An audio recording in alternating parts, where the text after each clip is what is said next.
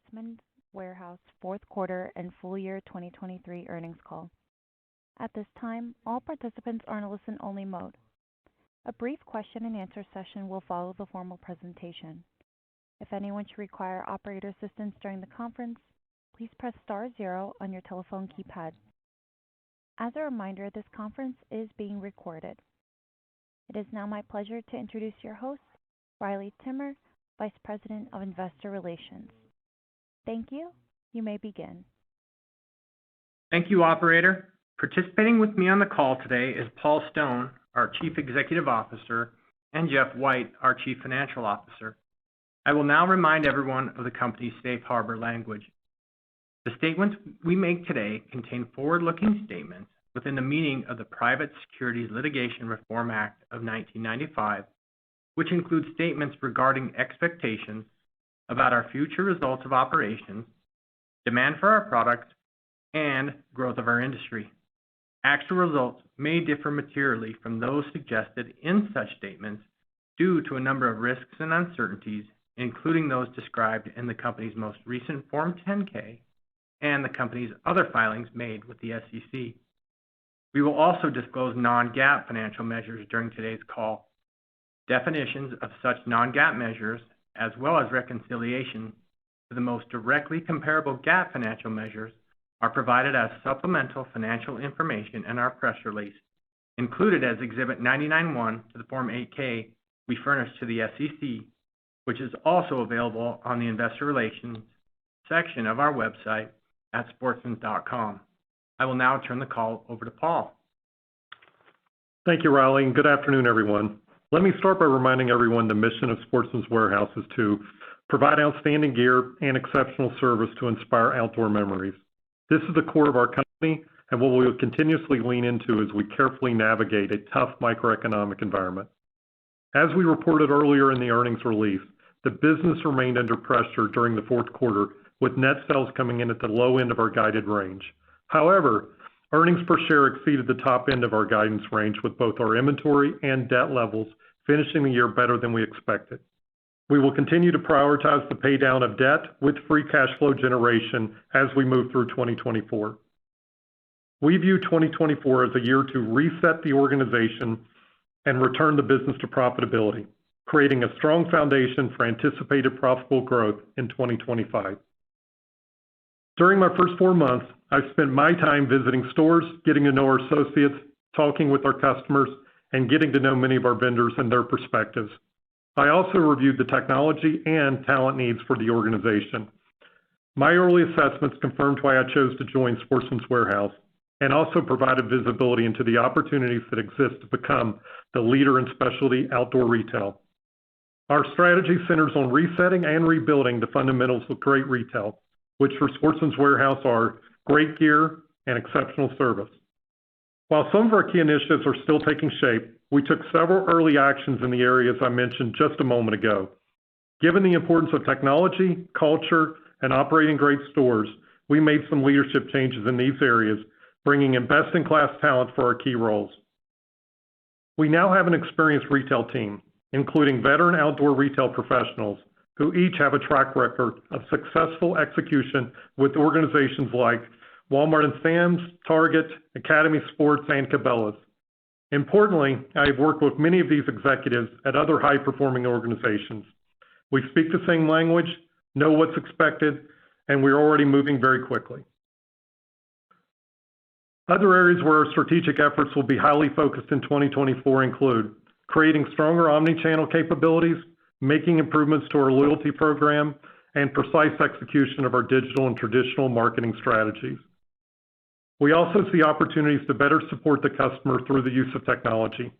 By creating endless aisles and equipping our store associates with improved tools, we will be better prepared to service the customers. Additionally, we are refining our marketing mix model to better understand what resonates with our customer.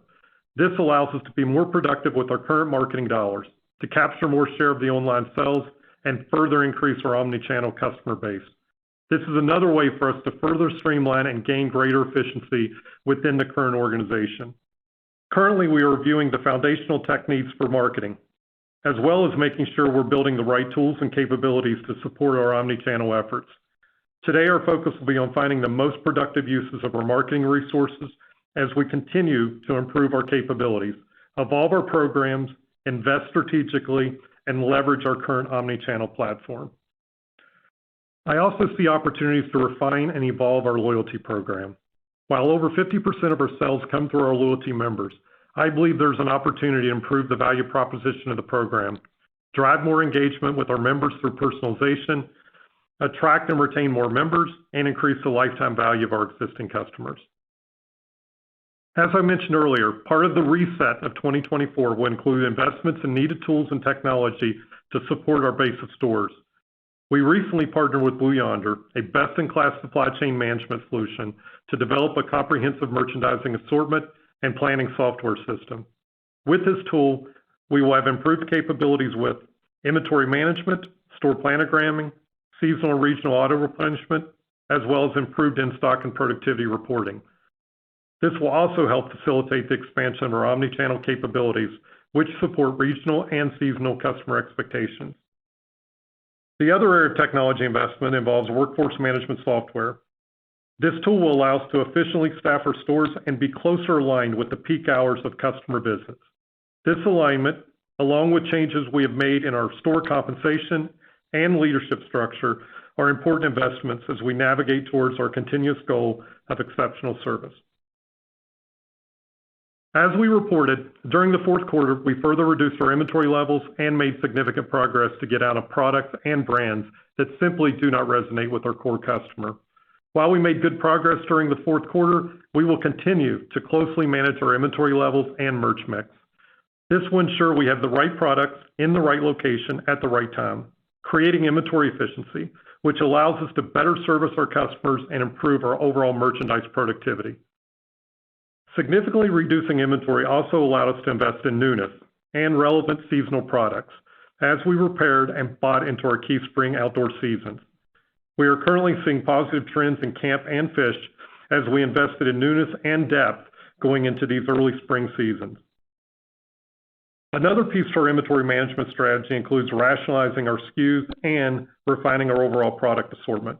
This will allow us to drive the following: improved inventory productivity and turns, better depth of the key and never out items, new, local, and regional product offerings, and improved overall in-stocks and customer shopping experience. Over the last few months, our merchant team has successfully worked through this initiative in a number of product areas. As we navigated through lowering Q4 inventory, we were very purposeful in how we prepared for our key spring seasons, particularly fishing. This is a category where we have a right to win, especially at the local and regional level. For the first time ever, our fishing set was in place by mid-February with depth and critical items. I talked about 2024 being a reset year. Here's what the spring reset meant to the fishing category.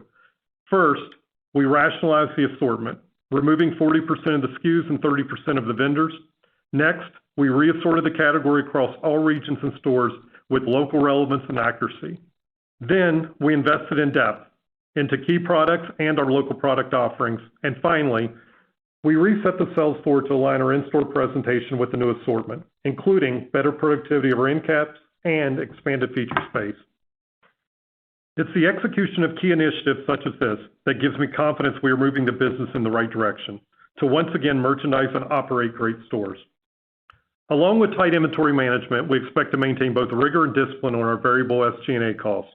Last year, we eliminated about $25 million of indirect costs out of the business and will continue to manage these efforts carefully. My objective is to further sweat the assets of the business, using 2024 as a reset year to get us back to operating profitably. Regaining our edge of being the best local and convenient choice is what separates Sportsman's Warehouse from the competition. This means having great gear and providing exceptional service in each of our 146 stores every day. I firmly believe we are implementing the right strategies and making the necessary improvements to solidify the foundation of this company to return us to profitability and increase shareholder value. With that, I'll now turn the call over to Jeff. Thank you, Paul, and good afternoon, everyone. I'll begin my remarks today with a review of our fourth quarter and full year fiscal 2023 financial results, then cover our liquidity and capital allocation plans, and finally review our outlook for 2024. As Paul mentioned, net sales for the fourth quarter were $370.4 million and came in at the low end of our guided range. This is compared to $379.3 million in the fourth quarter of the prior year. Our net sales remain pressured from a challenging macroeconomic environment and persistently high inflation weighing on our consumer discretionary spending through the holiday season. As a reminder, 2023 was a 53-week year, which resulted in one extra week in the fourth quarter when compared with the prior year. The 53rd week for 2023 contributed $15.4 million of net sales and resulted in an additional 6-cent loss to EPS compared to the prior year's 52-week period. Same-store sales decreased 12.8% in the fourth quarter on a 14-week basis compared with the same time period of fiscal year 2022. Excluding the additional week, same-store sales in the fourth quarter were down 12.8%. Looking at comparable sales by department, hunting was the best performing category during the fourth quarter, down 3.9% on a 14-week basis compared with the prior year. This outperformance versus the run rate of the company was driven by items that correlated with holiday gift giving, such as scopes and optics. All other departments were down double digits in the quarter, reflecting the tough macroeconomic environment and underscoring the importance of having the right inventory for the right location and season so we can provide a better overall shopping experience for our customers. During the holiday season, the customer came in specifically for the promotions, with very little attachment to other items in the store, highlighting the continuing inflationary pressure on our core customer base. On our last call, we outlined our strategy to further promote and mark down distressed portions of our apparel and footwear inventory in an effort to end the year in a much healthier position. During the fourth quarter, we successfully executed on this plan, exceeding our goal and ending the year with $354.7 million in inventory, $10 million below our guidance. By reducing inventory nearly $90 million in the quarter, we generated excess cash flow, allowing us to pay down our debt by over $59 million. Gross margin for the fourth quarter was 26.8% versus 32.4% in the prior year period. This decrease was primarily driven by the promotional efforts to move through distressed apparel and footwear inventory, as well as lower gross margins on ammunition. However, while down significantly compared with the prior year, gross margin in the quarter came in better than we expected, as we did not have to be as aggressive as planned with our markdowns to move through the distressed inventory. We estimate that the EPS impact from the gross margin reduction relating to the markdowns was between 30 and 40 cents in the fourth quarter of 2023. As a percentage of net sales, SG&A expense increased to 29% compared to 28.1% in the fourth quarter of the prior year. This increase was primarily due to higher rent and depreciation expense from the addition of 15 new stores opened during 2023 and the stores refreshed over the last 2 years. While SG&A was up as a percentage of sales on a year-over-year basis, SG&A dollars were down 9.8% on a per-store basis versus Q4 of 2022. The most significant year-over-year decrease was in payroll, which was down approximately $3.9 million from last year, or a decrease of 17.4% on a per-store basis.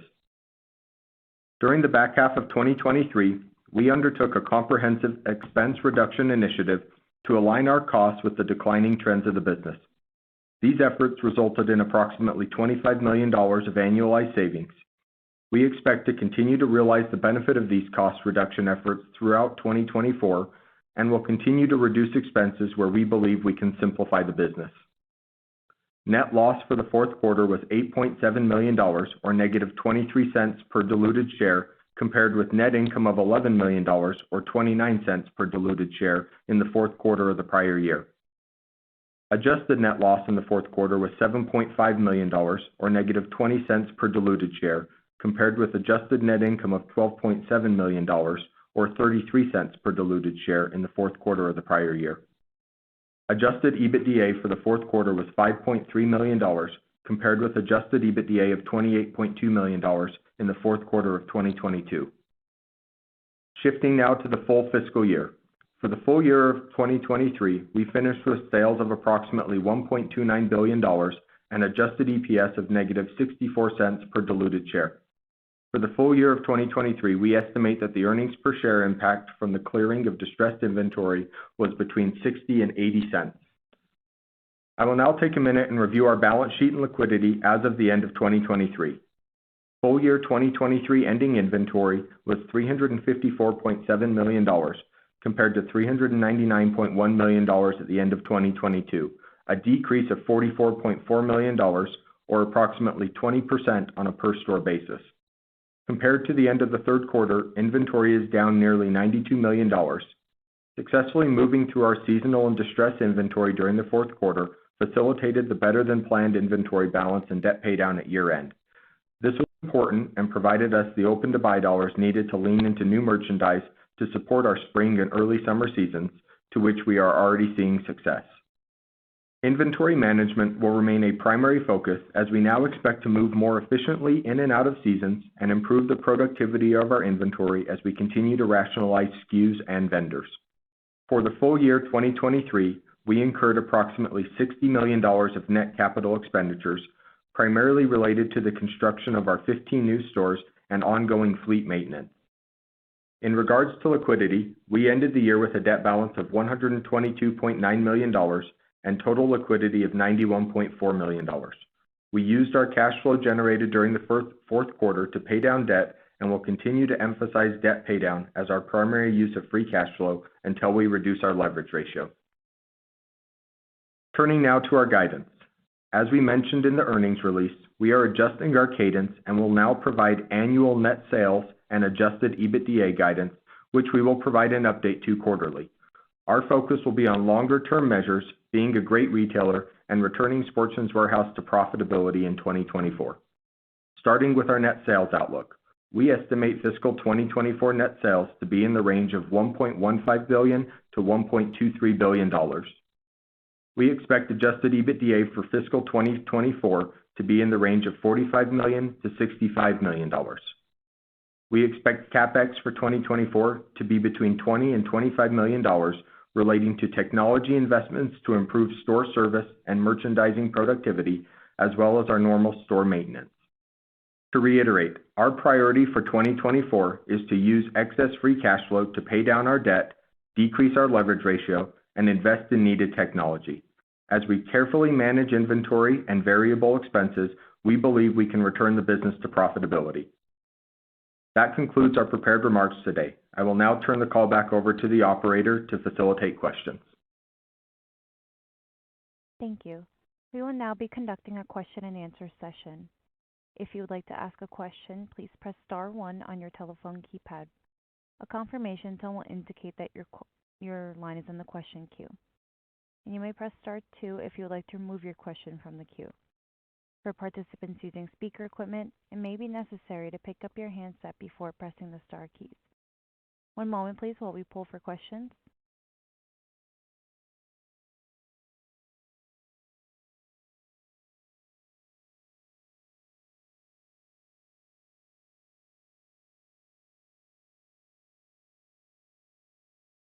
Thank you. Our first question comes from the line of Mark Smith with Lake Street Capital. Please proceed with your question. Hi, guys. First question for me is really around, margins. I think it's kind of what's built into your outlook here in 24. Any additional thoughts you can give us around, maybe even SG&A and the $25 million in savings? Any insights you can give us on maybe where that falls, for the full year, or any additional insights into, gross profit margin, maybe improvements over where it came in here in the latter half of the year? Yeah, Mark, great question. It's Jeff. Good to hear from you.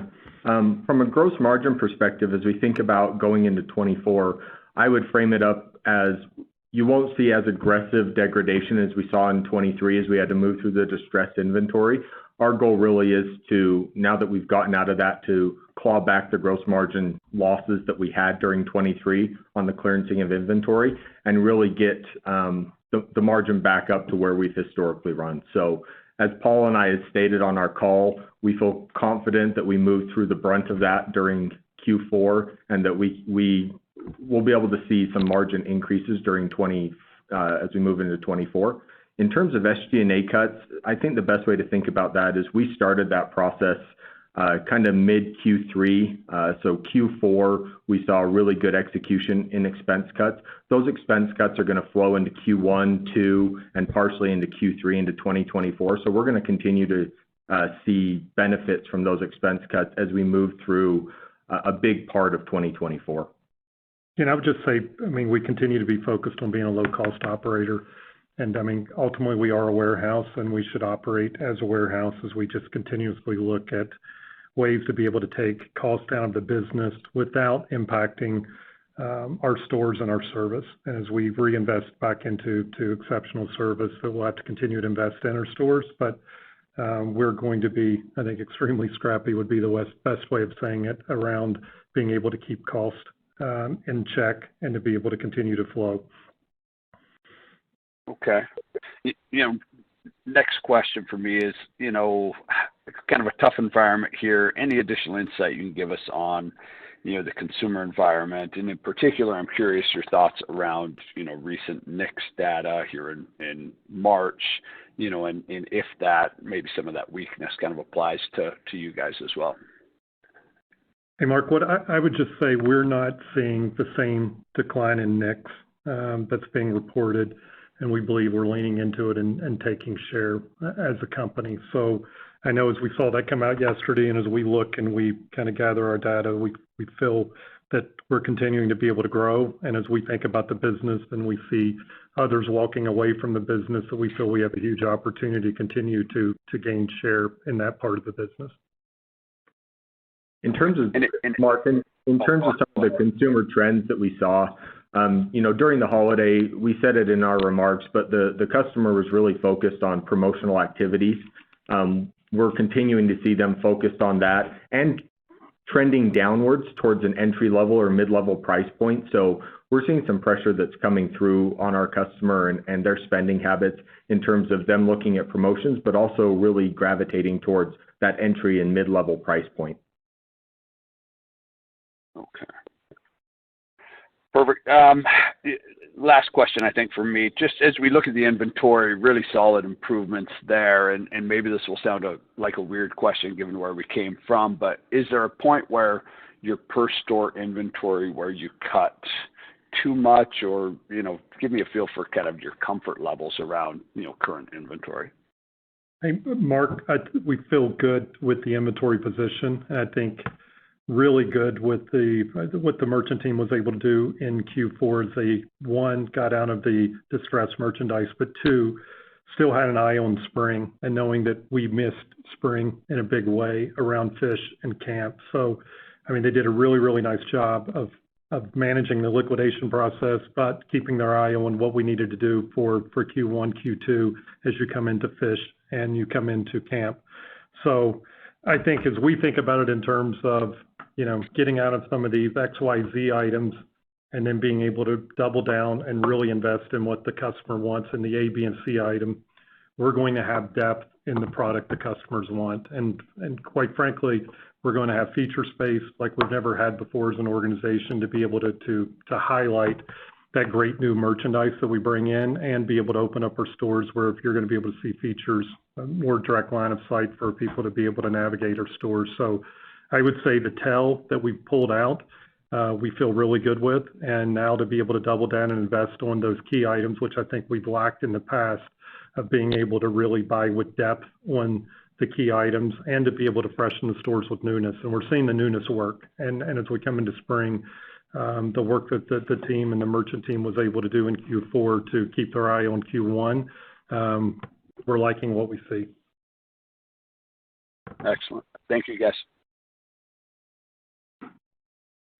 Our next question comes from the line of Ryan Sigdahl with Craig-Hallum Capital Group. Please proceed with your question.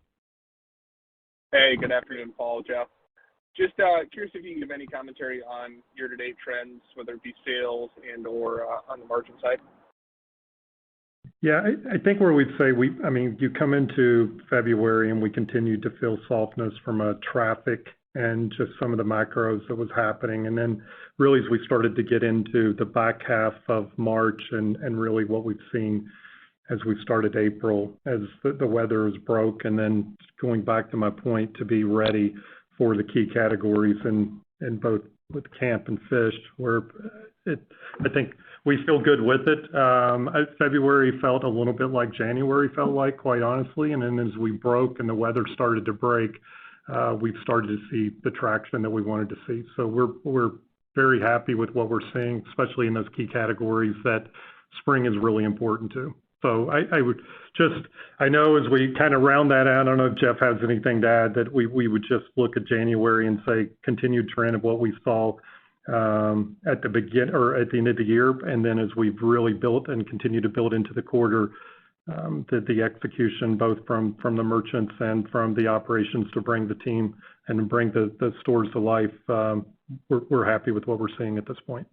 Yeah, the only thing I would add to that, Ryan, is on the margin front to your question. As you see better performance out of the camp and fish category, obviously those categories for us are more margin accretive than selling more firearms and ammo. So seeing life in those parts of the business give Paul and I some optimism on where we're heading in terms of the right trend of the business. Great. Then maybe just wanted to put a finer point on inventory. I guess is the right way to think about it that absolute inventory dollars are pretty stable here through the year, but it's just a rationalization and optimization of the mix throughout the year?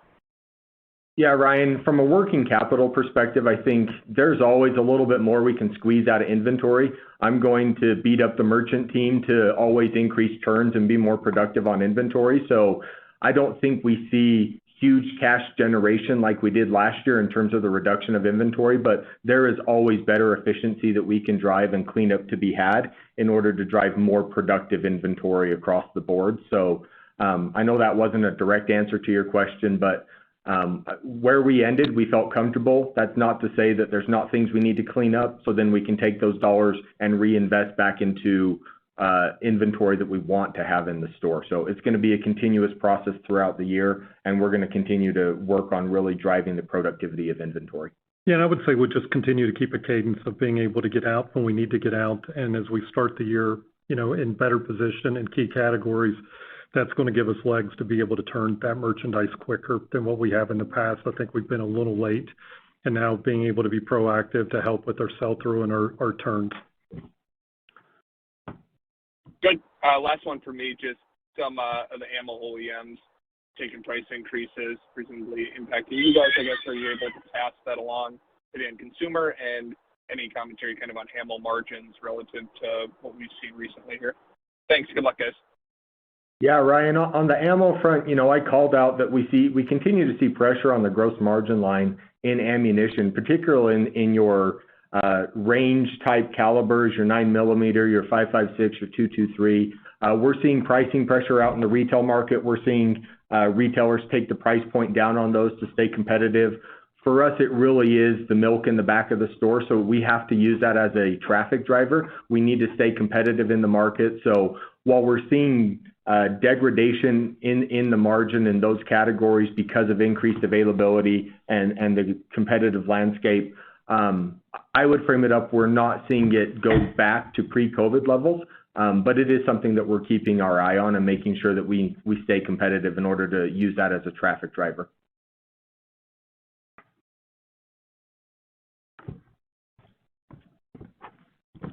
Our next question comes from the line of Justin Kleber with Baird. Please proceed with your question. Hey, good afternoon, guys. Thanks for taking the questions. Just the first one I had was a follow-up to Mark's gross margin question. Of that 300 basis point decline in 23, Jeff, could you size, I guess, the drag specifically related to markdowns and clearance, just as we think about the recapture opportunity here in 24? Yeah, Justin, great question. As we look at the degradation that we called out in the press release, that is all driven by the clearancing of inventory in apparel and footwear that we needed to get out of. So we quantified that. We said that was relating directly to those clearancing activities. As you think about what opportunity that creates, anticipation in the back half of the year would be not to anniversary a clearance event like that and be able to bring highly productive full margin products to the stores bring them to life, and sell through them in a much better fashion than what we had to do in Q3 and 4 of 2023, where really it was about getting out of the inventory as quickly as possible. I think the other thing I would just add to it is that the technology investment that Jeff mentioned is really, as we think about the partnership with Blue Yonder and being able to get ourselves in a much greater position around product assortment, around inventory allocation, these tools are going to be key for us as we think about it, to be able to get us to speed with what a retailer should look like, is having the tools for the merchants to be much more in tune with what's happening, and I think really puts us in a position as we think about getting a great return on this product that we're investing in from a technology standpoint. Okay, thanks for that. I guess maybe I'll ask it more directly. I mean, you talked about returning to gross margin, like historical levels. So if I look at, kind of 2020 through 2022, you were in the upper 32% range. Is there any reason why that's not where you get back to here in 24? I think the biggest unknown there, Justin, is obviously the health of the customer, and that's something we navigate every single day. But as we think about from a merchandise perspective and where we sit today, there are great opportunities for us to move through, have productive inventory, have the right stuff in the right place at the right time, service it right with the store labor, and really see some good improvements from a margin point. The other thing I would call out is just mix. If we go through the year and we see heavy penetration in firearms and ammunition, that's obviously is going to weigh on the gross margin line, because mix is always going to add in that factor that I can't control if I'm selling a lot of firearms and ammunition, and those are lower margin categories. Yep, that all makes sense. Thanks for that, Jeff. Next question, Paul, you mentioned this new workforce management system. Just thinking about payroll dollars more holistically or in aggregate, at least at the store level, do you see a need to reinvest back into the business from a store label perspective, or does this system just allow you to be smarter with your existing dollars and kind of how you deploy them at the peak hours during the day? Yep, you nailed it. I think that's the back part is, today the way we're doing it is it's extremely manual versus being able to have the ability to look at it and to be able to truly forecast, or we can go 4 to 6 weeks out based on what we're seeing on trends, and to be able to ensure we've got the people at the right times and on the right days. We think Thursday through Sunday, the importance of all hands on deck, and an 11 to 2 customer we have, which is unique to retail versus a drive time consumer that you have. It really allows us to be able to, one, I think, take time away from any type of administrative work you're doing, and we reinvest those hours back into being able to service the customer. So there are ways that we think as we went to market within the stores and looking at how we're incenting our employee base and our store managers to ensure that they're selling product and giving them the opportunity to be able to make more and to be able to drive top line at the same time. So I think as we think about reinvesting more in stores, it's more about having generalists in the stores to be able to help the consumer and to be able to incent them the right way about growing profitable sales and profitable top line as we look at it. So that's a long way of saying I'm super excited to be able to get workforce management to where we can get less administrative work and things being done, and more opportunity for folks to be out there on the floor and being able to engage and give exceptional service to the consumer. Great. Last question for me would be just your view, Paul, on the store fleet. Obviously, a lot of growth and new openings, when demand was surging kind of, post-pandemic initially. Is there any need from your standpoint or perspective to clean up the portfolio at all, or is that not really in the cards? Great retailers are always monitoring your entire fleet, and I think at any time that we look at it and say you're going to have a list of stores that you're looking at, but our main goal would be to be able to nurse them back to health and get them in a good position. I think to turn that, I see this as an opportunity for us, as we get the gear right, we get the service right for the consumer, that we put ourselves back in a potential to be able to grow. And that there's always grooming. As a great retailer, you're always going to look and are the things that don't make sense. But I mean, us looking at it and going, hey, we're looking to pull stores out of our fleet. That's not the case. We want to be able to be productive in all of our stores. And for us, the merchants, the operators, our visual team, to ensure we're doing everything. We do have stores that are not performing at the level we need to be able to get them back in the shape that we need. But ultimately, I would just flip that and say we want to be able to get the balance sheet in a great position this year as we pay down debt and then we generate free cash flow, and then put ourselves in a position in 25 and then in particular in 26 to where we can go and start growing. All right, guys. Well, thanks for the time and best of luck. Yep, thank you. Thanks, Justin. Our next question comes from the line of Anna Glassgen with B. Riley Securities. Please proceed with your question. Hi, good afternoon. Thanks for taking my questions. Thanks for the detail on Camp and Fish. Really helpful putting that in perspective. Just wanted to clarify, noted positive trends in the categories. Are you seeing like year-over-year positive growth or just sequential improvement from the most recent quarter?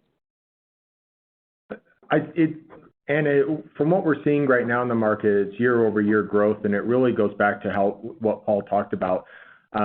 If we think back to last year, not only was the season late because of the weather, but we also were not in a position to invest in the right goods and have them in the right place in the right time. This year, we were setting those areas of the business much earlier, as soon as January and February. So not only have we beat the seasons, we were the first to market in it. The stores are in great shape, a good in-stock position. So we've really set ourselves up for the trends that we're seeing, and we're seeing the fruits of the labors right now as we sit here today.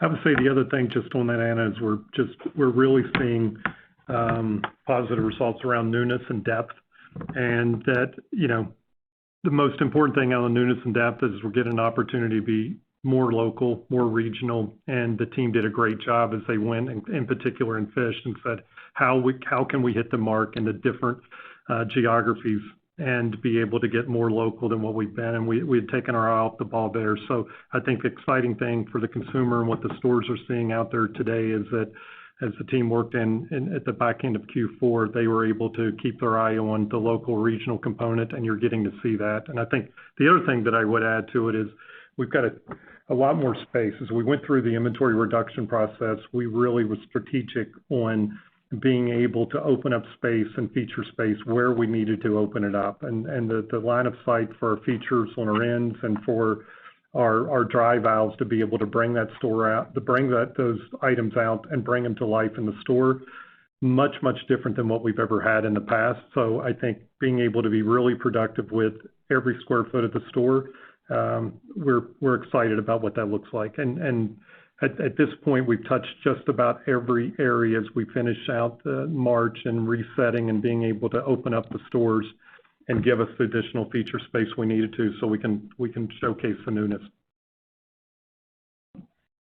Great, thanks for that. And turning to apparel and footwear, you know, you've been clear about, you know, clearing some of that distressed inventory and the need to reset that category. What do you think is the appropriate timeline to think about when you'll be presenting a fully reset assortment in those categories? I mean, we're in it's flowing today, and you know, I mentioned that we'd reset every part of the store. That was really through the gondolas, and as we think of Camp, Fish, and Hunt, and then right now we're in the process of setting up the shops that we have, and that you're going to see spring colors in a much better place. Ultimately, as we come into really our peak, as we get into fall, and you see our fall season, and then we go into the holidays with that buying team really being able to lean into it. You're going to start to see it as you get into spring and summer, but you're really going to be able to see the impact as we get into fall. Great, thanks. That's it for me. The next question comes from the line of Mark Herman with R5 Capital. Please proceed with your question. Hey guys, thanks for taking my question.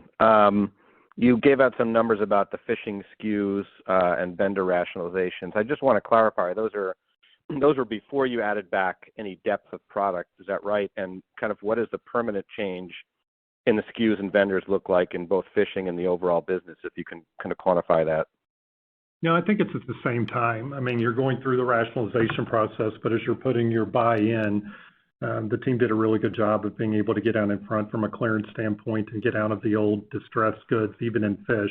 And then as we came back, we were able to go, and you can see it in the stores today, with much, much greater depth. So I think they both go hand in hand, the distressed inventory moving out, and then us being able to really, really go into depth on those key items and the investment that we were able to see. And that's inclusive of us bringing in, as we talked about that SKU assortment and rationalization, that's inclusive of being able to be more regional and local as we made those buys as well. Yeah, Mark, this is Jeff. As we think about, as we moved through the inventory last year, in totality across the business, we've removed roughly about 20% of our SKU assortment and vendor assortment out, in totality across the business. What that does is allow us to go deeper and more meaningful with key vendors that resonate with our customer. And that's what's really driving, that's what drove the efforts behind the scenes, is making sure, again, back to the right goods, the right place for the right seasons with the right vendors. And that's what has changed about how we think about the business going forward. And I think the energy and the feedback that we're receiving from our partner and supplier community on the strategy and being able to be very targeted on the approach and buying in the depth is, it's been welcomed, and it allows us to be able to manage the product. And regionally, as we've restructured our field organization to align from a geography standpoint, it's given us the opportunity, I think, to really double down. So in apparel and footwear, given the discounting, would you say that the kind of the non-go forward brands and styles would also be maybe somewhat in that 20% range, kind of long term for those two categories, or how much of the fourth quarter discounting is permanently eliminated? Yeah, a lot higher than that for apparel and footwear, Mark. That's why we had to specifically call those out last year. If you notice, we haven't called out some of the other categories because we've been able to get out of those vendors without having it be materially impactful to the business. Apparel and footwear was much, much higher than that, which is why the call out last year was necessary to make, because it was going to be very significant for the overall profitability of the business. Okay, great. Just one last thing. We haven't heard about private label in a while. Have your goals changed at all for that? And have you thought about focusing even more there, just given the consumer trade down comments you made today? Yeah, I think it's always top of mind. And as we look at it as a management team, we want to ensure we do this right. It takes a team and it takes processes to be able to truly build out the private label. You'll see that improve this year. But I think as we look at it overall, we need to be thoughtful. We need to be extremely strategic. And most importantly, I think the team here, we've seen what great private label looks like within our industry. And we've also seen what private label should never look like within the categories which we serve and the consumer we serve. So if we're going to put our name, and we are, and we're going to put Sportsman's Warehouse on it, we have to ensure that we have the quality and standards and expectation we need. It's front of mind for us. We want to make sure as we go through this journey with private label that we're doing it right, that we do not lose credibility with the consumer, and they can look back and go, man, this is true quality gear that you're getting here. So I would tell you it's front of mind, and as we think about the build out over a period of time, we've just got to be really thoughtful and strategic. But you will start to see it. I'm really pleased with some of the things that we're working on right now, and you're going to see the back half of the year that you're going to have. But ultimately, I mean, we are a house of brands. Our consumer, depends on that. But we do think that we can mix and that we have an opportunity and a right to win to be able to bring a quality private label to market. Great, thank you. Thank you. There are no further questions at this time. I would like to turn the floor back over to Paul Stone for any closing comments. Yep, thank you for joining the call today, and thank you to all the passionate employees around the country for your commitment to Sportsman's Warehouse together. We look forward to providing our customers with great gear and exceptional service. Thank you. This concludes today's teleconference. You may disconnect your lines at this time. Thank you for your participation.